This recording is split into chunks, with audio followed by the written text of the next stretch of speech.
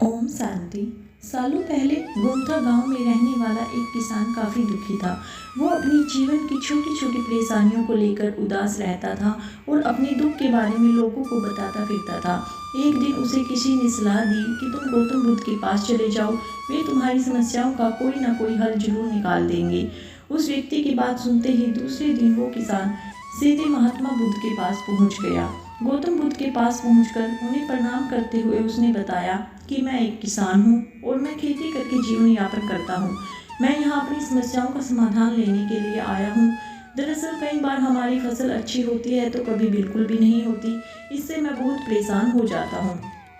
इतना कहने के बाद किसान ने आगे कहा कि मेरी पत्नी है और वो मुझसे बेहद प्रेम करती है, पर कभी कभी वो मुझे बहुत परेशान करती है। उससे मैं तंग आ गया हूँ और कभी कभी लगता है कि अगर वो मेरे जीवन में नहीं आती तो मैं कितने अच्छे से रहता। इस तरह मैं अपनी सारी परेशानियां महात्मा बुद्ध को सुनाता रहा और वो उसकी बातें सुनते रहे। जब तक किसान बात कर रहा था तब तक गौतम बुद्ध एक शब्द भी नहीं बोले। वो बस ध्यान से किसान की ही बातें सुन रहे थे। परेशानी बताते हुए किसान बोलता है कि मेरा एक बच्चा भी है, वो है तो काफ़ी अच्छा, पर कई बार मुझे परेशान करता है और मेरा कहना नहीं मानता।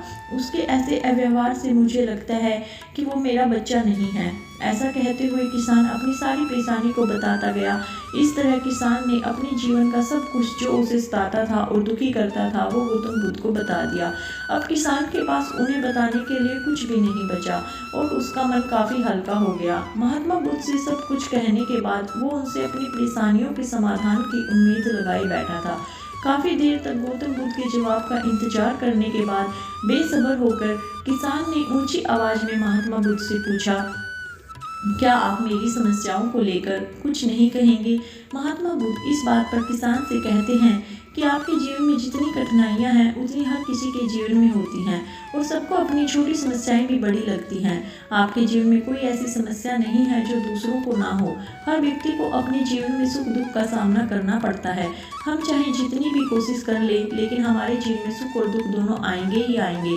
कई बार हमारे अपने हमें बेगाने लगने लगते हैं तो कई बार भी बेगाने हमें अपने लगने लगते हैं। अगर किसी के जीवन से एक समस्या जाती है तो दूसरी समस्या आ जाती है। ऐसे में तुम एक समस्या का आज समाधान कर लोगे तो तुम्हें कल दूसरी समस्या का सामना करना पड़ेगा।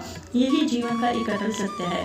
बुद्ध की बातें सुनकर किसान को गुस्सा आ जाता है। वो उन्हें बोलता है कि लोग आपको महात्मा कहते हैं। मैंने लोगों से ये भी सुना है कि आप सबकी परेशानी दूर करते हैं, पर मेरी समस्या का निवारण करने के बजाय आप मुझे फिजूल की बातें बता रही हैं। मैं आपके पास उम्मीद से आया था।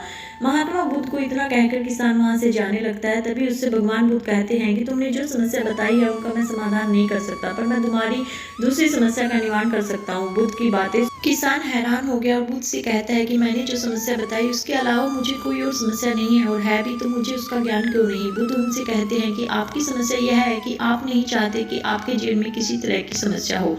खुद को किसी तरह की समस्या न हो ये सोच रखना ही दूसरों की समस्या का कारण बनता है। आपको यह स्वीकार कर लेना चाहिए कि हर व्यक्ति के जीवन में किसी न किसी तरह की समस्या होती है।